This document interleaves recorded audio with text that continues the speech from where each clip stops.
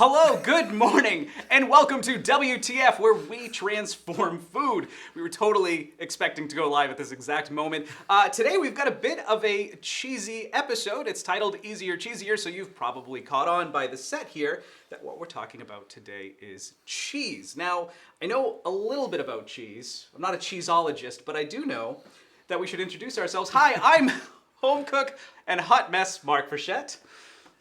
And I'm the research and development chef here at Modernist Pantry. My name is Scott Guerin. All right, so I do know a little bit about cheeses, and I know that these are obviously clearly two completely different cheeses. Well, they're only different in the way that they look. They are actually the same exact cheese. This cheese is just melted in a pot, and you can see it's clumped, and all the fat has rendered out of it. And then this cheese was melted with our product today, which is sodium citrate, and it is nice and smooth. It can be used on a number of different things. So this is a super familiar look, right? This is you've gone and you've gotten either some really nice cheddar or some normal like shreds or something like that. Mm-hmm. You've tried your best to melt it over nachos, and this is probably what's on the nachos, and everything else is what's slopping along the bottom of the plate, right? Yeah, absolutely. People sometimes will make nachos just by putting shredded cheese on them, putting them in the microwave sometimes, and then you just get a greasy slick and then some protein on top from the cheese. But if you make cheese with sodium citrate and a little bit of milk just to keep it nice and flowing, you can have a beautiful cheese just like this in minutes. Now this is super smooth, so I would have thought this was one of the store-bought red foil packaged, we can't say the brand name, melting cheeses. Well, I mean, it's similar in that it does melt, but you don't know the quality of cheese that went into that red package, as you claimed. But we have the cheese right here. It's a nice high quality yellow cheddar that I took and I melted in two different ways here to show you. So you can pick the quality of cheese, and you can do it with any cheese that you want. So you're not just limited to orange velvet cheetah. You can use now. We happen to be using I think a cheddar here, right, today? Yeah, it's a nice high quality yellow cheddar that I took. I don't want to say the brand name, but yeah. Sure. So why is that cheese? We know that there's a magic ingredient here, but why is the cheese kind of breaking up like this? So the protein and the fat melt at two different temperatures. So immediately the fat's going to melt right away. Sure. And then the protein is going to try and catch up. And they're not bound in any way. Yeah. So sodium citrate acts as an emulsifier. So it bonds to the calcium ions that's in the cheese. And it keeps the fat and the protein together. Sure. So they melt evenly. So that's why you get this beautiful melty cheese as opposed to this melted cheese. So cool. If you could do the overhead shot real quick. So what you're talking about here is this the kind of the gloppy stuff in the middle, that's all the proteins together, yes. And then this that we're all kind of used to, this is actually just all the fats that have been that's the natural fat that's in the cheese that just melts right out. Now we happen to use ingredient here, but is there any amount of whipping and manual labor that will ever get this to They'll get this there? No. I mean, if you're just doing it in a pot, using a whisk, you're just going to have strands of cheddar protein mixed up, and you're still going to get the fat that renders out. Sure. Unless you're extremely high-powered arm or you have a blender, like you could potentially get them together, but they're not going to be free-flowing for the duration you need. They will eventually separate. So what we used in the creamier one here is sodium citrate, yes, which is super affordable too. We'll talk about that in a second. But what is sodium citrate doing with the protein and with the fat that's kind of keeping it together for the curds? So like I said, it acts as an emulsifier. It bonds to the calcium, and the calcium is in between the fat and the protein.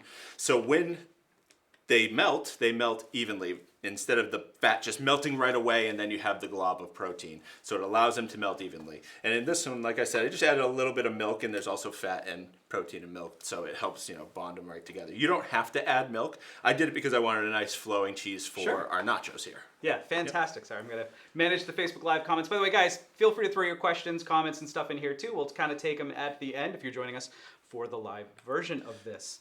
So staying with WTF, what's the food that this kind of makes easier, he says, while gesturing at the nachos?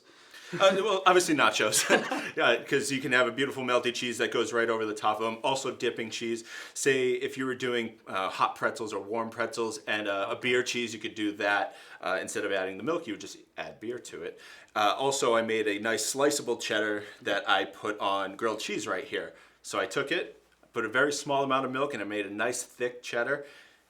put it into a mold, and I was able to slice it and make beautiful grilled cheese that melted evenly. Because sometimes if you use a higher quality cheese, like the cheddar that we have here, and you don't add sodium citrate to keep it together, you're gonna get a fatty, oily bread rather than a nice, beautiful grilled cheese. So, what are some of the foods that grilled cheese? I think we kind of hit it, but what are some foods that this absolutely makes? We talk easier, better. So I like to use it in mac and cheese. Mac and cheese is great with this. You can make it beautiful, creamy mac and cheese. I know sometimes people use a roux, which is butter and flour, but you're also adding, butter and flour to it, which you don't need to. You can just have a pure cheese mac and cheese that you're pouring over your macaroni. So you can really use more interesting cheeses and really get fancy with it, not be stuck with velvet cheetah or powdered packets. And like I said, any cheese can work with this. You can turn any cheese into a nice sliceable cheese. It'll take a little bit of know-how, obviously, the amount of sodium citrate, which we're going to get to, and turning something like blue cheese or goat cheese or feta into a sliceable cheese. Will take different amounts of milk, but once you get the understanding of it, you can do anything with this product. So, and fairly easy to experiment with too, right? Especially if you just got a smaller, just try it out, see if it works, and you can remelt it again if it didn't quite, right? Yeah, so if you wanted to, say if you were tailgating or whatnot, you don't want to keep a hot pot of cheese or a fondue, coming all the way over to the game, you would just, mold it into a block, take it, reheat it there, and then pour it over the top. Wonderful. Hi, Donna. Hi, Lori. Thanks for joining us, and everyone else who's joined the live stream as well. All right, so what are some foods that this makes a little bit more portable? You can only live so long off of a mason jar salad or something. So is there anything that this makes for the home cook more portable, and for chefs maybe a little bit more primed for advanced prep work? We'll get into advanced prep work in just a second, Sure. but like I said, if you wanted to mold it and you could bring it to work, if you mold it, you can grate it as well. So anything that you want that has cheese in it, you can take anywhere. So it really makes any cheese, meltable and portable to anywhere. And I mentioned tailgating, so you can't get more portable than that, right? That's true. And then for advanced prep work, sodium citrate isn't just a one-trick pony. It doesn't just work with cheese. It can work with numerous different things. So if you're into spherification, which is a modern technique that we use, spherification doesn't really like too acidic of environments. So this acts as a buffer. And what that means is it lowers the acidity of your liquid so that your product can work. Great. Fantastic. So it sounds like a bit of a scary ingredient to those who are kind of newer to these kind of weird sounds. So apart from ModernistPantry.com, where does sodium citrate actually come from? Sodium citrate comes from citrus fruits. So it's the sodium or the salt that is found in citrus fruits naturally. So it's just derived right from there and then granulated and packaged. So somewhat scary name, but fairly natural in its origins. But every name like this will be intimidating. Yeah. So is sodium bicarbonate, which is baking soda, which we all have in our refrigerators or we have in our pantry. Yeah. So it may sound intimidating, but once you understand what it is, it's not. That's fantastic. So we talked a little bit about molding. What are some other great uses for an easier cheese, either as a sauce or even in its solid forms? So you can take it and say you wanted to make your own cheese ball, for a party or whatnot. For hors d'oeuvres, you can mold the cheese into whatever shape that you want, especially if you wanted to have a nice cheese platter and you have a nice, melted cheese right there or a molded cheese to pick from there. So. Bonus points, we were talking off camera, I promised I wouldn't say it, but bonus points if you happen to have some pun-worthy stuff. If you've got a small Frankenstein silicone mold, you, of course, Eddie Munster. Or Chetty Munster, you see who you had done the blend. Of course, Boo Cheese. I don't know why I'm going to Halloween already. But It's okay. I mean, people will watch this, right? So hopefully. Get ideas for Halloween. All right, so sodium citrate's pretty easy to get a hold of as well. This little packet here, I think, is only $6, $7 at modernistpantry.com. How quickly can I go through a packet like this? How much do I know how to use? So that packet is 50 grams.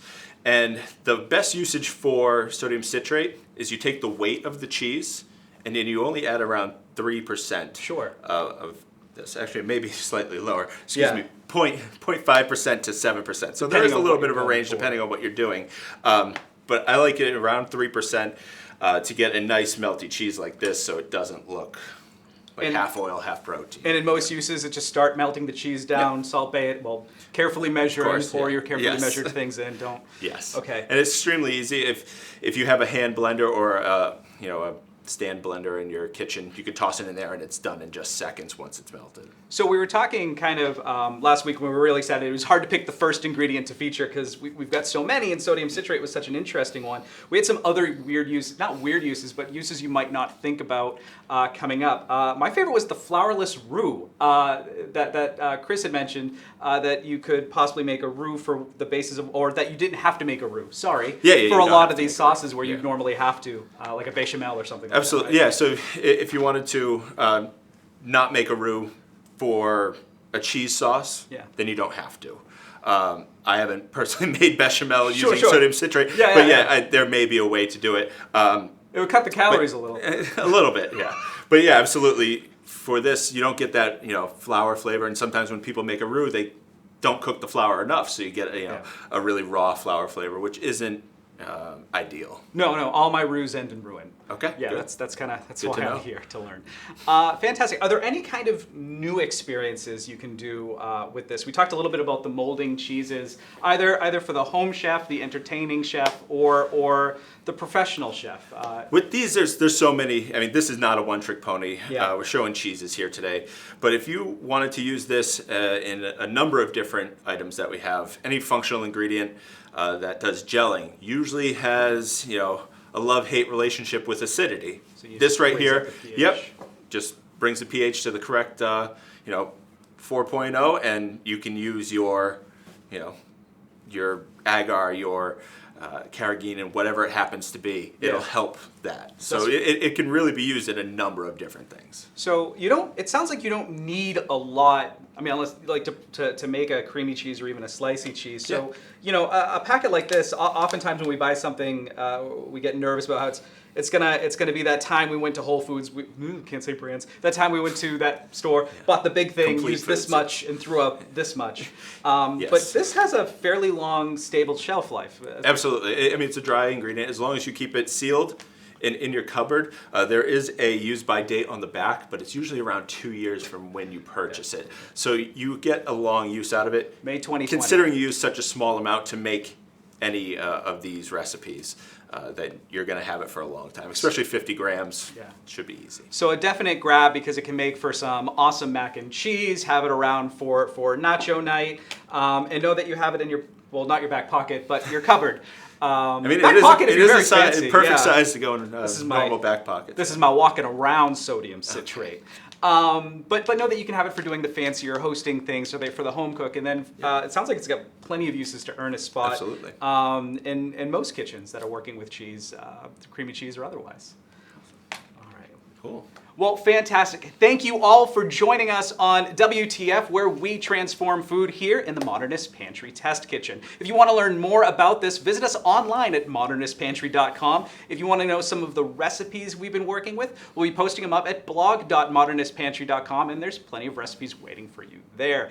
If you are watching this pre-recorded, be sure to like and subscribe wherever those are, and whether you're here with us live or you're joining us in the on-demand version, leave a comment down below with your questions and answers. We'll get back to you. For those of you who are live, we'll get back to you right now. For those of you who are joining us on demand, we'll end it here so that there's not a long, awkward silence. Thank you all so much.